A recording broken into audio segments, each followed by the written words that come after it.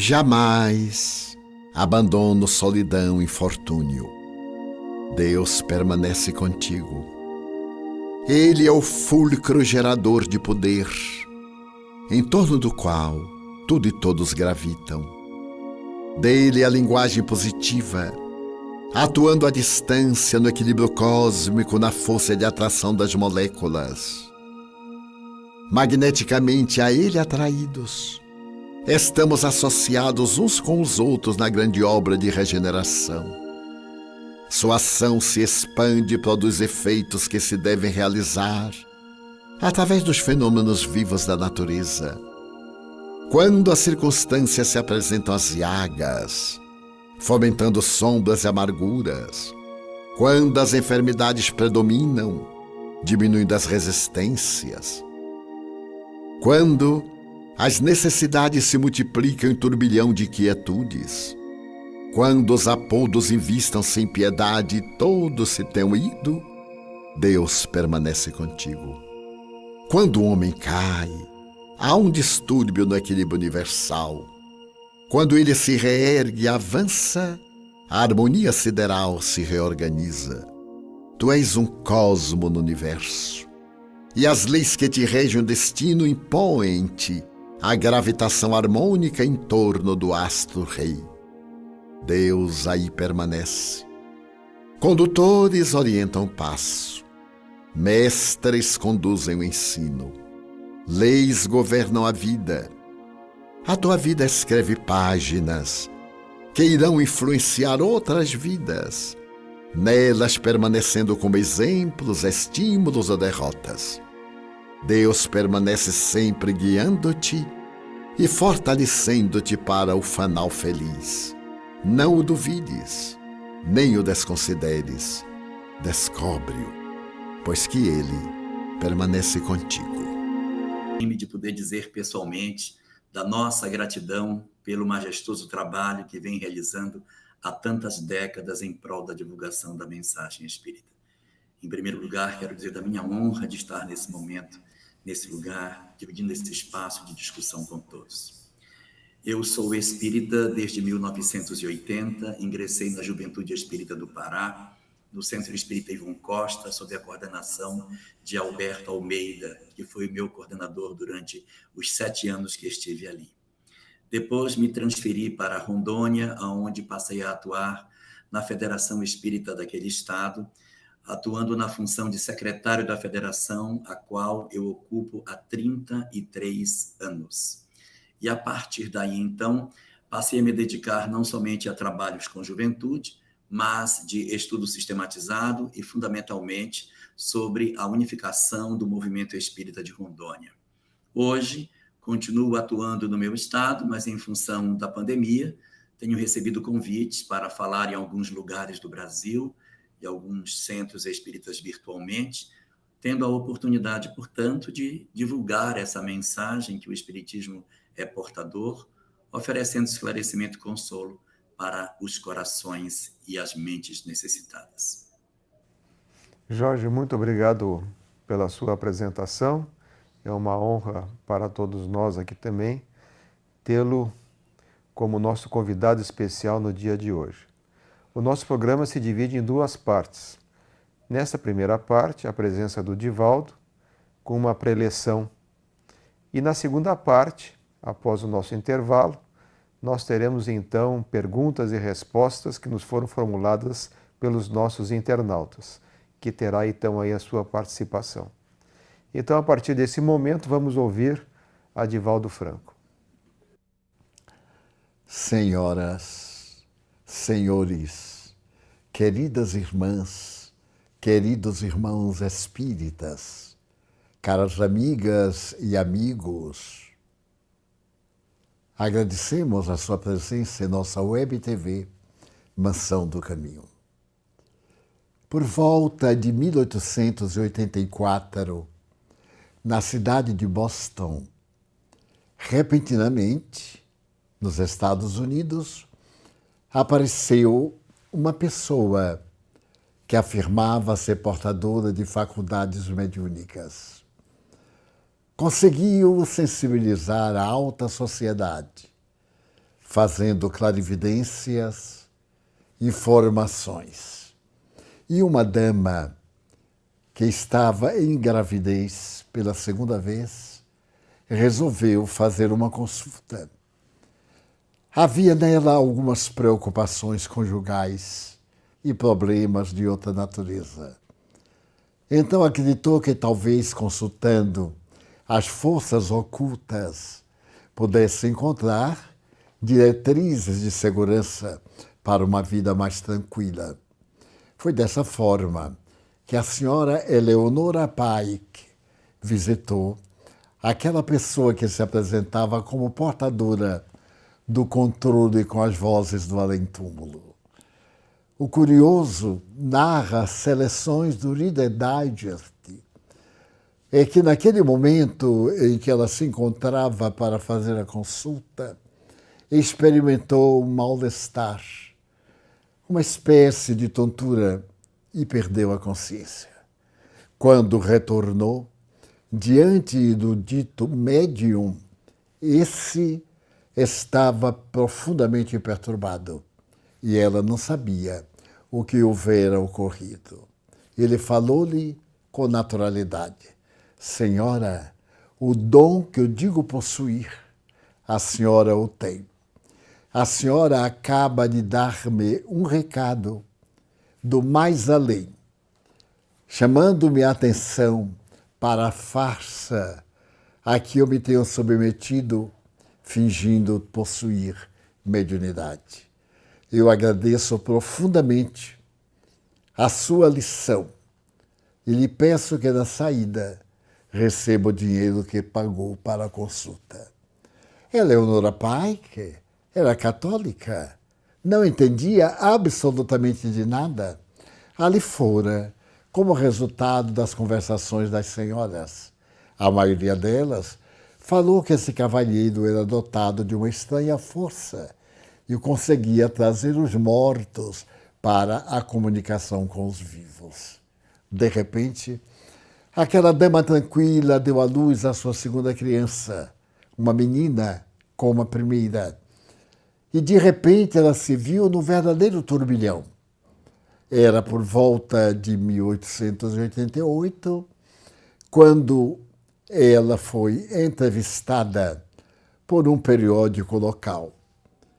Isso porque, numa daquelas reuniões em que apenas iam as senhoras, estava uma dama que pertencia à Sociedade Burguesa de Boston. Ela era a sogra de um grande psicólogo, William James. William James é considerado o pai da psicologia espiritualista. De alguma forma, ele é o idealizador da denominada psicologia transpessoal. Ela esteve numa reunião na residência da senhora Piper, mas não acreditava em absoluto. Quando chegou o momento em que a senhora se comunicava com o mais além, de uma forma muito especial, ela entrava em transe, movimentando os olhos, que apresentavam a faceta branca e era um aspecto estranho. Nesse momento, ela conseguia falar em francês, porque o espírito que a conduzia dizia ter vivido na cidade de Metz, na França, e era conhecido como Dr. Finuit. Ele teve a oportunidade de demonstrá-lo diversas vezes. Ela não falava francês no seu estado normal. E essa senhora, a sogra de William James, perguntou, assim de repente, onde estaria uma joia que ela estava preocupada, que buscava fazia tempos e houvera perdido. O espírito lhe disse que, por distração, depois de haver usado tempos antes, ela abrira uma das gavetas de um dos móveis do quarto e ali colocara a joia, que com o movimento correu para o fundo. Mas o espírito descreveu tão bem a peça do quarto que ela ficou impressionada. E quando chegou em casa, ela teve a oportunidade de encontrar exatamente como o espírito havia dito, a joia que era procurada. A senhora estava muito impressionada e perguntava a James como é que podia explicar uma coisa dessa. Não era uma telepatia, porque ela não lembrava absolutamente de haver guardado a joia. Não se tratava de uma farsa, mesmo porque a senhora Piper não cobrava coisa nenhuma. Também como podia conhecer a intimidade do seu quarto de dormir, aquela dama austera da classe média que era muito bem considerada. E então, William James ficou muito curioso e respondeu na linguagem da época: isso é coisa de mulheres. As mulheres são muito impressionáveis e sempre quando surgem questões dessa natureza, todas elas procuram fazer a maior propaganda e são facilmente ludibriadas. Na primeira oportunidade de que eu dispuser, eu gostaria de conhecer a senhora Piper. Foi dessa forma que começaria uma das mais belas sagas mediúnicas do espiritualismo norte-americano. A doutrina espírita já havia conseguido implantar-se no planeta terrestre. Allan Kardec desencarnara em 1869. Estamos, portanto, a apenas 29 anos de distância. As obras gloriosas do Espiritismo na literatura, nas letras, já estavam traduzidas ao inglês e muitas delas percorriam os Estados Unidos. Mas a grande realidade é que ali o nome era dado de New Spiritualism, não era a denominação de Espiritismo, conforme Allan Kardec denominara. A religião predominante era de natureza protestante, evangélica, e não era muito difícil as pessoas somarem às suas crenças, já que aceitavam a imortalidade da alma, a comunicação dos espíritos. Foi um momento de efervescência em toda a pátria do tio Sam. Mas a senhora Piper era diferente. Ela fazia o seu transe, os espíritos comunicavam-se, havia uma mudança facial, uma transfiguração. E, acima de tudo, ela conseguia proferir palestras em outros idiomas. As reuniões eram muito agradáveis e frequentadas pelas pessoas interessadas em saber da imortalidade da alma ou qualquer coisa que pudesse beneficiar a sua vida. Nesse ínterim, a senhora Piper já estava famosa. Os jornais noticiavam-na. Foi quando ela recebeu uma carta de Londres dizendo que a convidavam para ir até a capital inglesa, onde ela poderia ser examinada com severidade. Os americanos, na opinião do missivista, eram muito superficiais, não tinham grandes vultos. O espiritualismo na Inglaterra havia crescido muito, as sociedades multiplicavam-se, as investigações, desde William Crookes, por volta de 1872, tornaram-se efervescentes e havia um interesse muito grande em consultar os médiuns agora famosos, Slade, Madame de Perrance e tantos outros que apareciam e desapareciam de um momento a outro. A senhora Piper, casada, mãe de família, ficou muito embaraçada com a situação. Então, ela escreverá mais tarde: para provar que eu sou uma mulher honesta, tive que abandonar a minha família por 35 dias em Boston e ir à Inglaterra para poder submeter-me a vários testes e experiências. Mas, digamos, a partir deste momento, a senhora Piper passou a viver da mediunidade. Ela se tornou uma profissional, como era e ainda é muito comum em alguns países europeus, capitaneados pela Inglaterra, Estados Unidos e outros. Porque o americano em si dispõe de uma frase muito curiosa: tempo é dinheiro. E não se pode gastar tempo sem ter um investimento, sem esperar uma resposta, e naturalmente uma resposta monetária. Ela foi contratada e viajou a sós a Londres, onde não conhecia ninguém. Ela foi convidada para hospedar-se na casa de um famoso escritor, aquele que havia escrito Sherlock Holmes. E então, para ela, era uma grande honra. Por sua vez, o célebre escritor tomou as providências compatíveis com a experiência que ia ser realizada pela Sociedade Britânica de Estudos Psíquicos. Tirou das paredes todos os quadros que se apresentavam como lembranças de pessoas honradas que foram pintadas. A Bíblia, onde se anotavam o nome das pessoas dos recém-nascidos, colocavam a data de nascimento e de óbito, foi trancada cuidadosamente dentro de um cofre. E outras providências.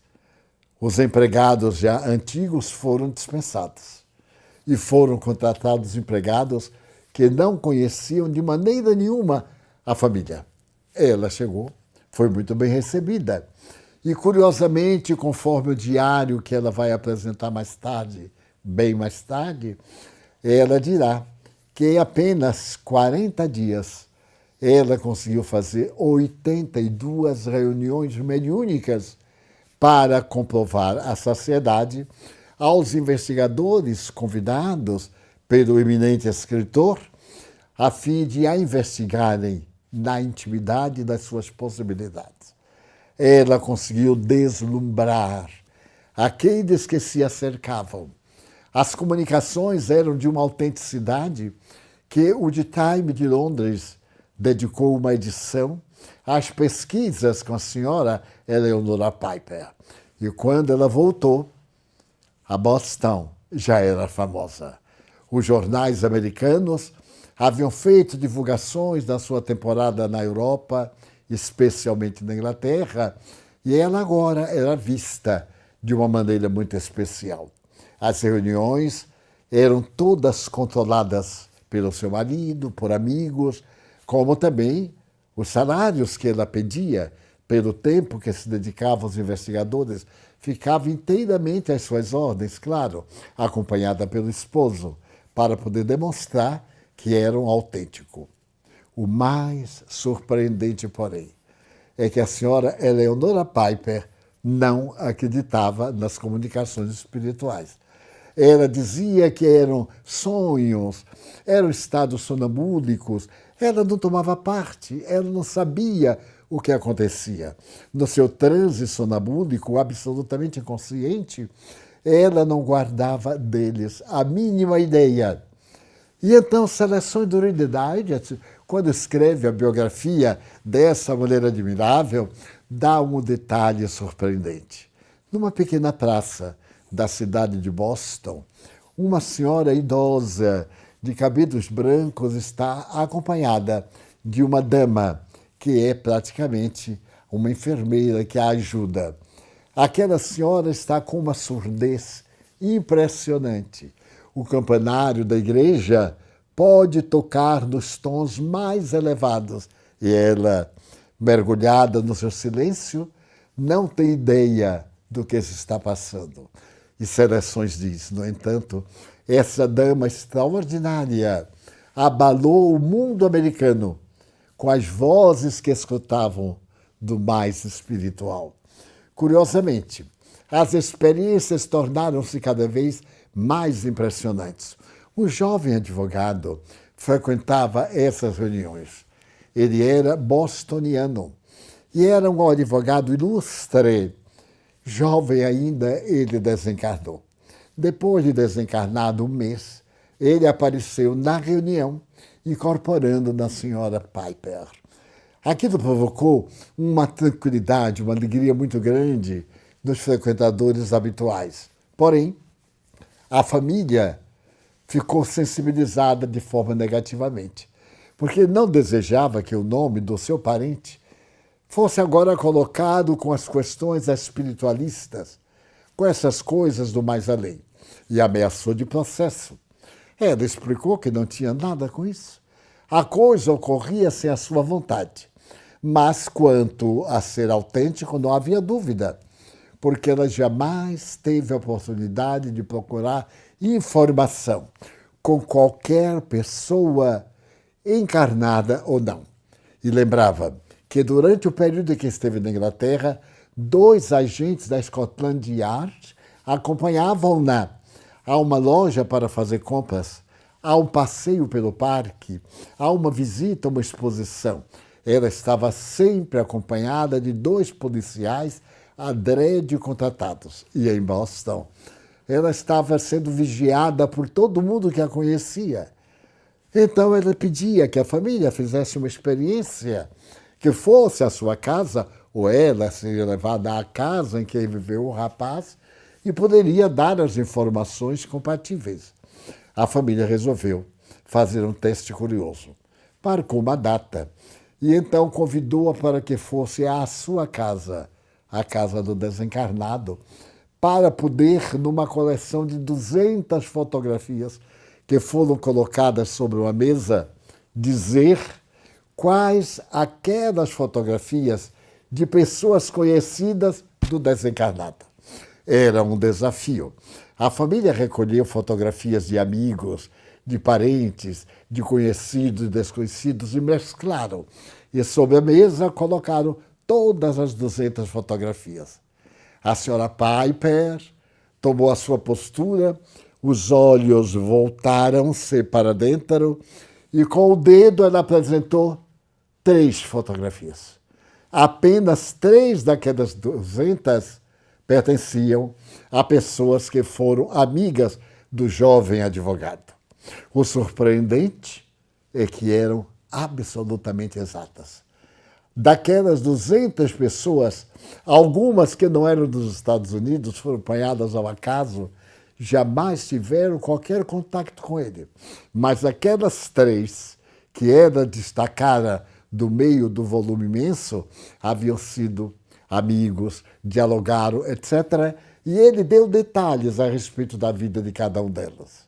Então, chegou o momento capital. William James, com a sua grande fama de psicólogo, teve uma ideia: mandar buscar na Inglaterra um dos desmascaradores de médiuns mistificadores. Havia o Sr. William Bucket, que era extraordinário investigador. Sem dizer nada à Sra. Piper, ele entrou em contato com a Sociedade Britânica de Pesquisas Psíquicas e lá eles resolveram mandar esse investigador de uma maneira secreta. Ele veio sem que ninguém soubesse. William Crookes recebeu-o no porto, levou-o para sua casa. E ele ficou dentro da casa do pesquisador, psicólogo, sem que ninguém soubesse. No dia da reunião, ele pegava uma carruagem toda forrada de negro, usava uma máscara sobre a face, entrava na reunião sem ninguém saber, se via aquele estranho com uma face diferente e ouvia a reunião em silêncio.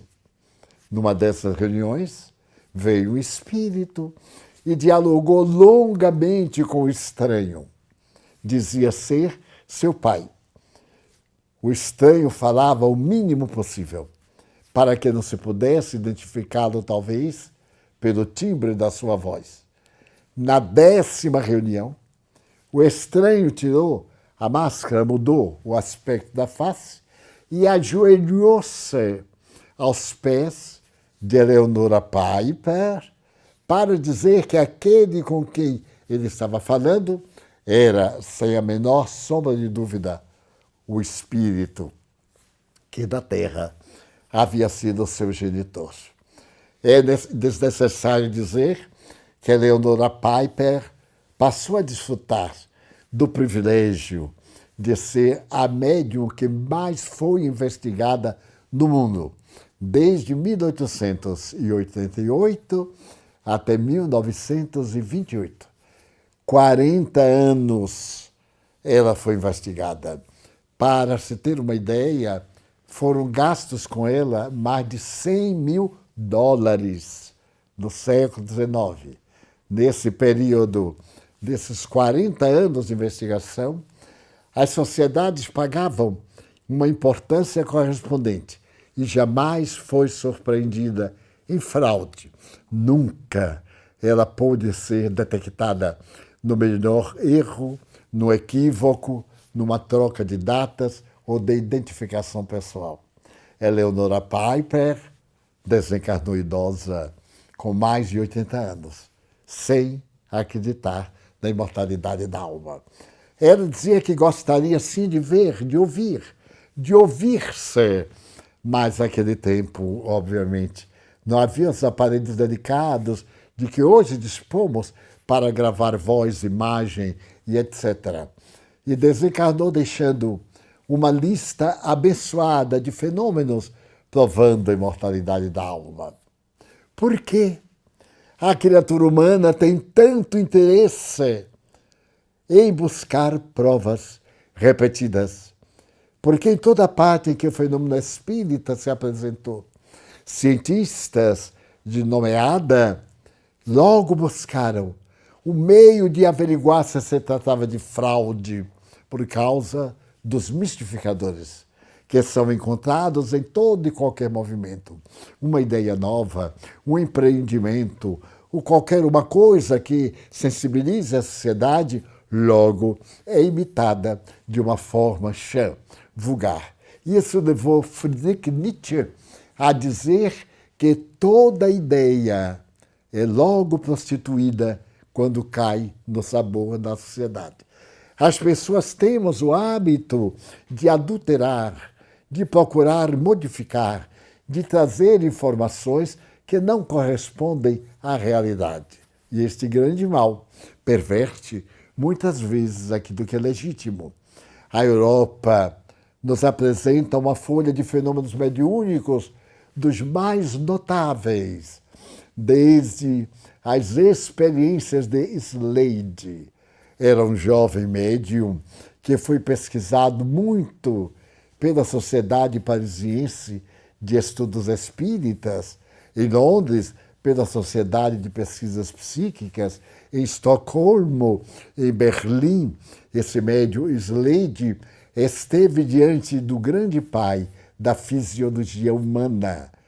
E ele, com o carisma, Prêmio Nobel de Fisiologia, ao examiná-lo detidamente, ficou sem encontrar uma hipótese para negar os fenômenos de Slade. Mas ele havia notado uma coisa: Slade não apenas dava mensagens intelectuais, também mensagens físicas materializadas. E ele percebeu que Slade era uma pessoa um pouco covarde, não sabia enfrentar a dor. E Slade possuía na cabeça, no couro cabeludo,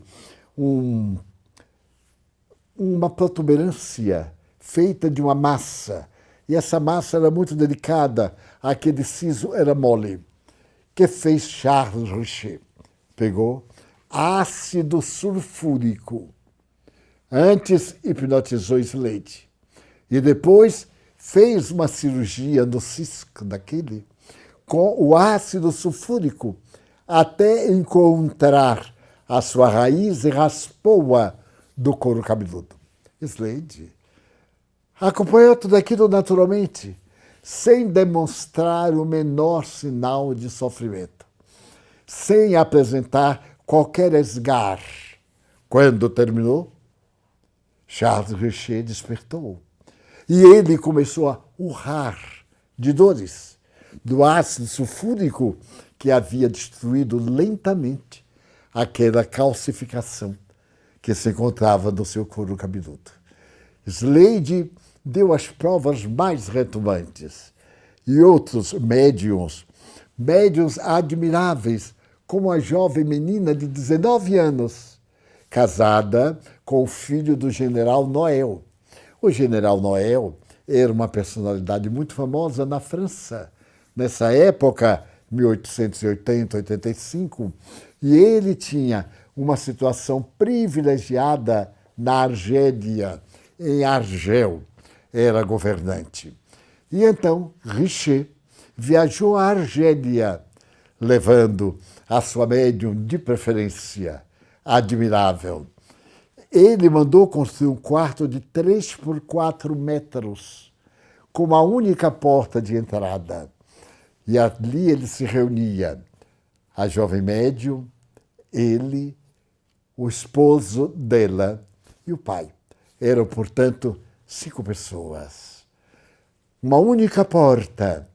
E ela fazia as materializações mais impressionantes. Principalmente de um árabe que dizia ter morrido no deserto.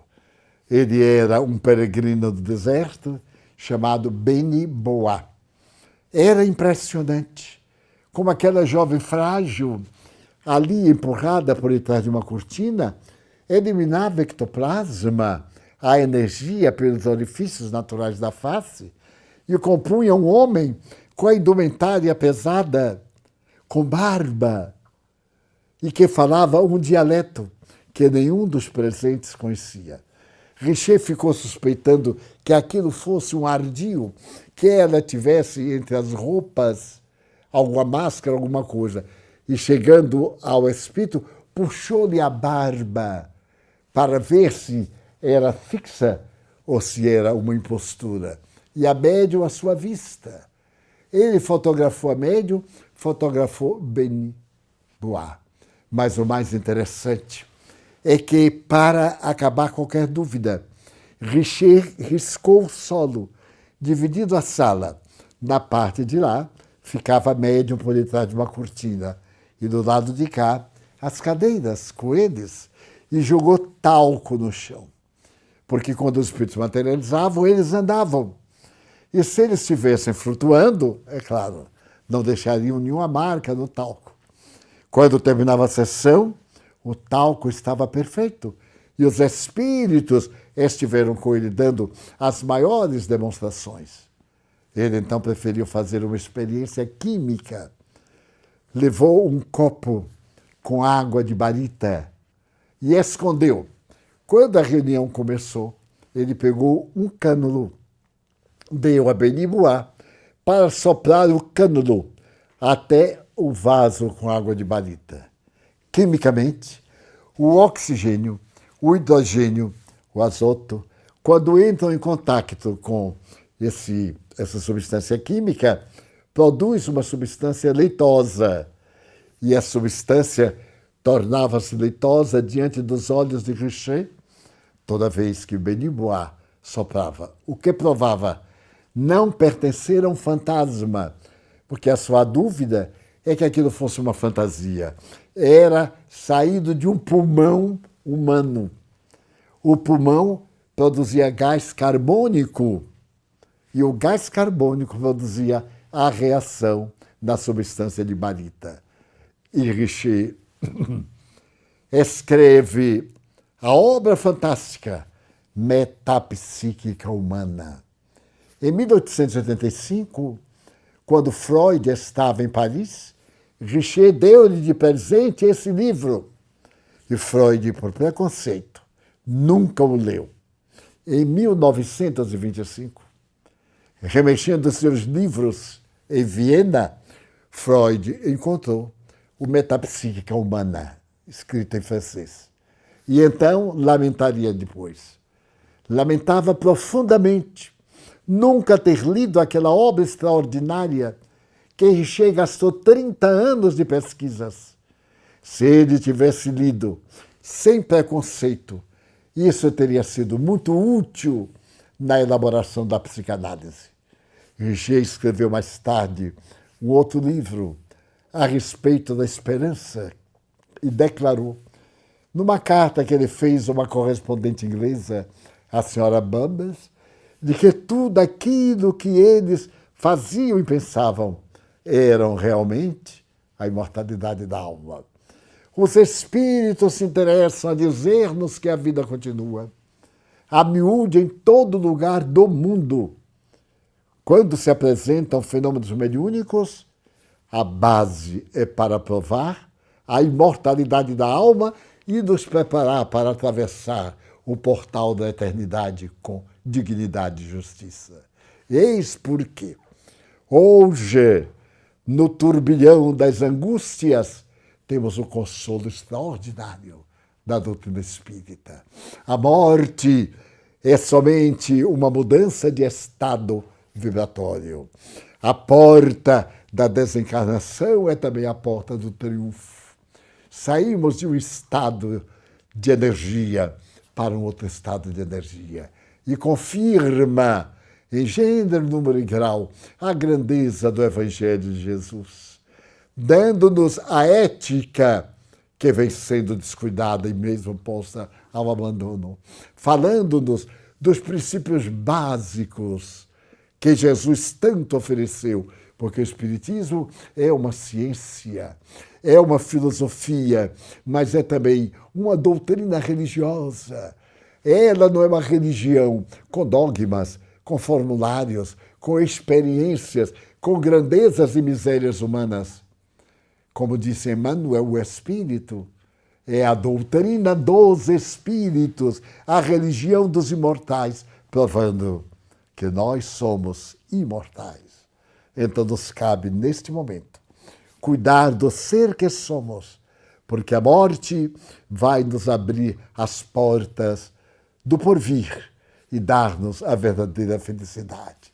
Desde hoje, trabalhemos em prol dessa felicidade, acumulando bens para tornarmos o tesouro da vida de maneira imortal para todos os tempos do existir.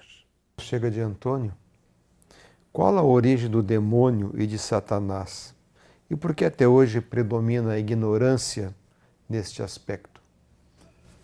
Na tradição literária, vamos encontrar Sócrates anunciando no século IV a.C. ter um daimon que o acompanhava. Daimon ou daimônio significa demônio. Só que o demônio que acompanhava Sócrates era um espírito familiar que lhe dava notícias positivas, que anunciava inclusive acontecimentos. São narrados pelos biógrafos do insigne mestre ateniense fatos em que o seu daimon recomendou a pessoas que não tomassem determinadas posições, porque iam ser muito infelizes. O jovem mesmo que disse que ia fazer uma viagem, Sócrates lhe disse que não fosse. O seu daimon disse-lhe que ele iria sofrer muito ao atravessar uma floresta. E assim, a palavra daimon passou para o cristianismo como sendo aquelas forças espirituais que a tradição bíblica denominavam como anjos maus, descendentes daquele que se rebelou contra Deus. Então, a palavra daimon passou a ser mais tarde traduzida para o latim com o significado pejorativo de demônio. O demonius significa o anjo mau que perdeu. E esse entrou no cristianismo como sendo as forças negativas que combatem a divindade e que parece imitá-la em suas manifestações para poder vencer, não sei o que iria vencer, porque Deus é o Criador, seria também o Criador dessa própria força. Mas, em realidade, o demônio só existe na palavra. E o demônio socrático, o anjo bom, o ser familiar, esse sim existe. Jorge, uma pergunta que nos chega de Nelson. A condição de pobreza é sempre expiatória ou pode ter caráter missionário?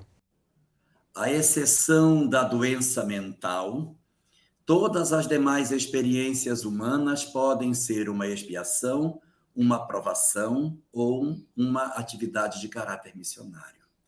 Na obra Reflexões Espíritas, no capítulo 33, existe uma mensagem de Viana de Carvalho que trata sobre a questão da pobreza como sendo não fruto de um processo expiatório da criatura humana, mas fruto do processo de exploração que pode acontecer nas sociedades modernas, nas quais determinados indivíduos que ainda são iniciantes no processo evolutivo integram as sociedades complexas das grandes cidades e acabam se tornando vítimas do processo exploratório daqueles que deveriam ser os seus orientadores na inserção desses indivíduos nas condições da sociedade moderna. Assim, portanto, esses que poderiam integrar a sociedade numa condição de classes mais simples, mas que, convivendo com aqueles que são mais experimentados, poderiam produzir, assim, o crescimento intelecto-moral desses indivíduos, acabam se tornando explorados por eles, gerando muitas vezes bolsões de miséria e antros de violência, que não são frutos de processos necessariamente expiatórios, embora nesses grupos possam existir aqueles que estejam nessa condição, mas são antes resultados do fenômeno provacional, dos quais os indivíduos explorados acabam sendo assim vitimados por aqueles que, motivados pelo seu egoísmo e seu orgulho, se utilizam das suas condições para explorar aqueles mais frágeis. E pode existir também as pobrezas, as situações de pobreza por circunstâncias missionárias,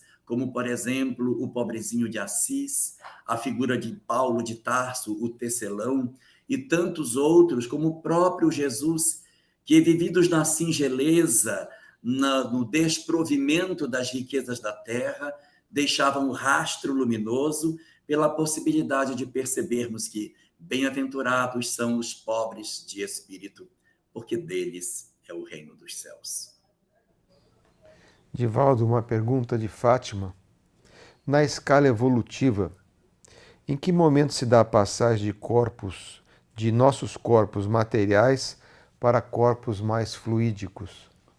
À medida que vamos vencendo as paixões e passando a dedicar-nos à construção do bem, o nosso perispírito vai acumulando energias saudáveis que vêm do espírito na sua comunhão com o cosmo. E essa transformação é lenta, não é em determinado instante, há um golpe do destino. Recordemo-nos de uma das obras lindas do Chico Xavier, quando fala a respeito de um grande missionário do Espiritismo no Brasil, irmão Jacó, que havia sido judeu e que adotou um pseudônimo no livro porque a família ainda estava encarnada. Voltei. Ele sempre que ia a qualquer atividade, acompanhado pelos mentores, ele aplicava passe, socorro e via as luzes que eram exteriorizadas pelos benfeitores espirituais. Certo dia, depois de muita luta, ele faz uma aplicação de passe e fica feliz de ver a luminosidade que se encontra nele. E o benfeitor aí diz, essa luz já é conquista dele, não era mais dos outros.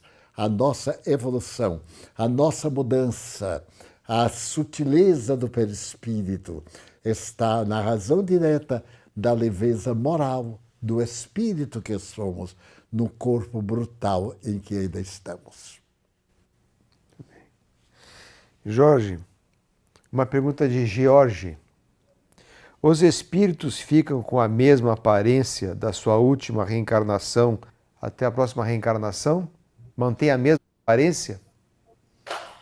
Tipicamente, existe uma certa tendência de o espírito apresentar fisicamente no mundo espiritual as características básicas daquelas nas quais ele se manifestava durante a última existência. Isso, de certa maneira, é uma regra geral, mas não se constitui um determinismo divino, até porque existem algumas condições que precisam ser consideradas. Ponto número 1. Indivíduos desencarnados muito jovens podem apresentar-se num curto intervalo de tempo como indivíduos adultos, mostrando que, embora ainda possam se dizer como sendo os mesmos que desencarnaram, mas rapidamente alcançando a condição diferente daquela que desencarnaram quando muito crianças. Situação número 2.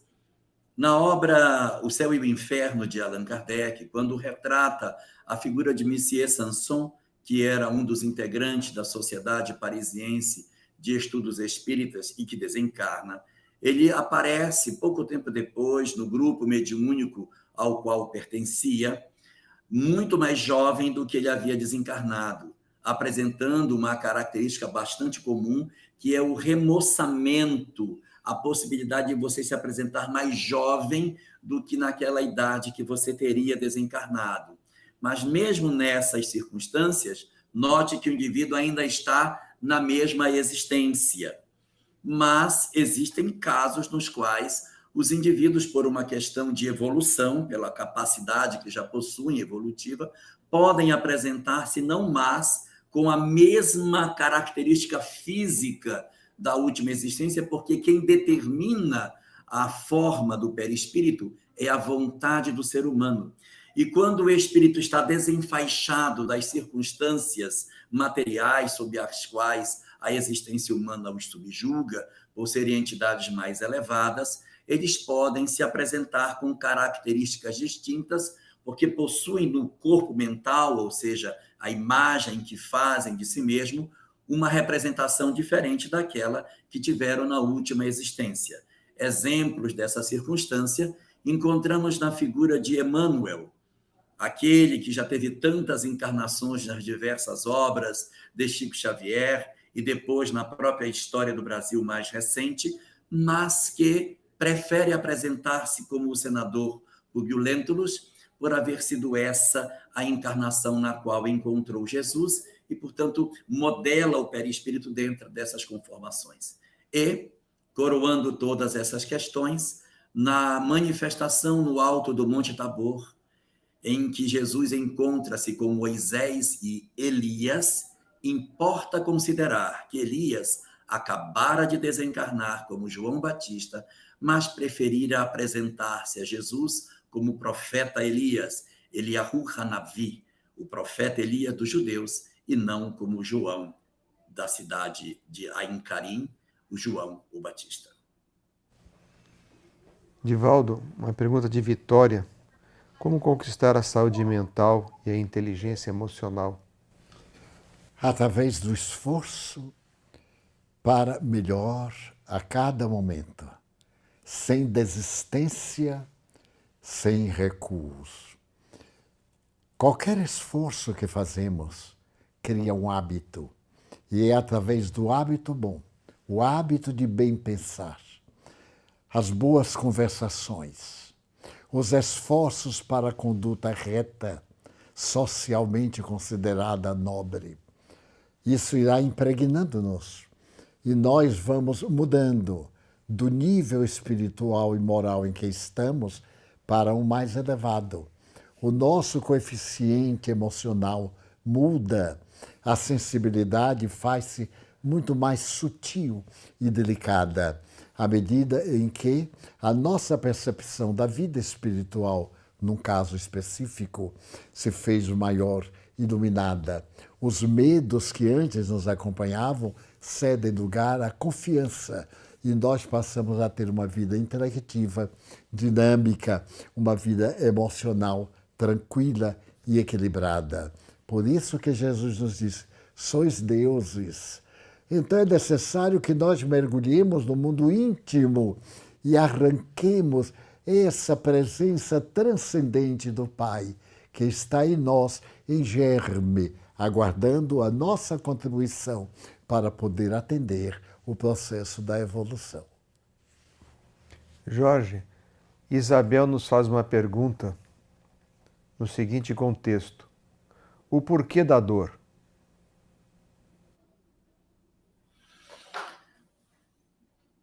O Livro dos Espíritos, na questão 614, nos oferece como resposta dos Espíritos à indagação de Kardec que a lei de Deus é a única verdadeira para a felicidade do homem. Indica-lhe o que deve fazer ou deixar de fazer. E o homem só é infeliz quando dela se afasta. Observar que a resposta diz que o homem só é infeliz quando dela se afasta e não que o homem sofre quando dela se afasta. A infelicidade é uma coisa e a dor é outra. Porque a dor, na verdade, como diz o livro, o Evangelho segundo o Espiritismo, a dor, a partir do momento que nós fazemos a ressignificação dela nas nossas vidas, passa a ser interpretada como uma bênção que Deus envia a seus eleitos. Então, experimentar a infelicidade é uma circunstância experimentar a dor é uma circunstância profundamente diferente, porque a partir do momento que o indivíduo interpreta o propósito do sofrimento nas suas condições de vida, ele pode tirar bastante proveito positivo dessas experiências. A dor, portanto, não pode ser interpretada por nós como um instrumento do peso da mão de Deus sobre as nossas vidas, como um castigo, como uma movimentação de Deus para querer nos punir. Porque a dor, ela é uma circunstância que, de certa maneira, faz parte da própria existência humana. O próprio ato do parto, do nascer, do primeiro vagido da criança, já é uma circunstância da sinalização do processo daquilo que poderíamos chamar de dor, mas que é o chamamento da vida para o crescimento da criatura. Então, dentro dessa perspectiva, a dor faz parte da existência. O que não faz parte das nossas circunstâncias reais é aquilo que o Buda chamava de o sofrimento do sofrimento. O homem pode sofrer, o homem pode experimentar a dor, mas o sofrimento do sofrimento, ou seja, a dor de mim mesmo pelo fato de eu experimentar o sofrimento, é que constitui a leitura equivocada do homem sobre a própria vida. A revisão dos conceitos apresentados pelo Buda, quando sinalizava para nós as reflexões sobre a razão do sofrimento humano, são muito importantes para uma visão mais nítida sobre as razões pelas quais, muitas vezes, essas experiências nos alcançam. Nós temos que perceber que, muitas vezes, as nossas existências possuem sofrimentos que são provocados por nós próprios. Nós deflagramos o processo de sofrimento pelas nossas condutas. Então, às vezes, o sofrimento sinaliza os nossos desequilíbrios, as nossas dificuldades emocionais que resultam em sofrimento. De outras vezes, eles não resultam de uma ação objetiva do homem agora, mas resultam de uma história do passado, de uma má conduta no ontem que se reflete no hoje. E existem as dores que são naturais da própria existência, independente das circunstâncias, porque fazem parte do natural processo da vida. Então, é preciso que nós saibamos não nos lamentar diante da dor, mas aprender com as oportunidades que a vida nos oferece, indagando o que fiz eu para que determinadas circunstâncias pudessem me alcançar. Se eu fui de alguma forma responsável por esse processo, aprender a não procurar as mesmas causas, fugindo dos processos de sofrimento e alcançando progressivamente a minha questão de liberdade espiritual. Em contrapartida, quando eu verifico que não sou eu o causador do sofrimento, pensar que, como sou eu uma alma imortal, a dor me alcança como processos, muitas vezes, para que eu me reabilite diante da lei, ou para que eu deixe os meus testemunhos de aprendizado e de ensinamento pelo processo da dor missionária. Recomendo como leitura para essa questão o capítulo 32 da obra Crestomatia da Espiritualidade, uma página chamada As Três Sombras, onde a própria dor apresenta a sua ressignificação após o encontro com Jesus, uma página assinada por Padre Natividade, pela psicografia do nosso querido Divaldo Pereira Franco. Jorge, muito obrigado aí pelas suas respostas. Tenho certeza que o público ficou extremamente satisfeito e, lamentavelmente, chegamos ao final, no dia de hoje, do nosso Conversando sobre Espiritismo. Então, colocamos à disposição de você para se despedir do nosso público ouvinte. Quero aproveitar a oportunidade final para dizer a todos nós que somos nós os artífices constituidores da paz do nosso planeta, do nosso país, do nosso lar e do nosso coração. Já chega de tanto desamor nas redes sociais. Já chega de tanto destilar de ódios e de divisões entre as criaturas. Já passou o tempo de nós baixarmos todas as nossas armas, as armas da língua, as armas do coração, as armas do teclado, e nos enxergarmos como verdadeiros irmãos, porque não será possível construir uma sociedade harmoniosa com os nossos corações cheios de desamor. Está passando da hora de nós enxergarmos as nossas responsabilidades coletivas e darmos-nos as mãos verdadeiramente para a construção da sociedade que tanto sonhamos, mas que não queremos dar o nosso contributo para poder construí-la. Amai-vos uns aos outros como eu vos amei. Esse é o mandamento novo e inamovível para que construamos a sociedade que a Terra há de se transformar. Muito obrigado, Jorge. Agradecemos a nossa equipe técnica da TV Web Mansão do Caminho, ao Júnior, ao Sérgio. Agradecemos a Divaldo, a professora Solange pela prece de abertura, a doutora Piedade, nossa diretora, e a todos aqueles que estiveram conosco nesta hora de aprendizado e de comunhão fraterna no meio espírita. Então, despedimos-nos, agradecemos a todos e que Jesus nos abençoe hoje e por todo sempre.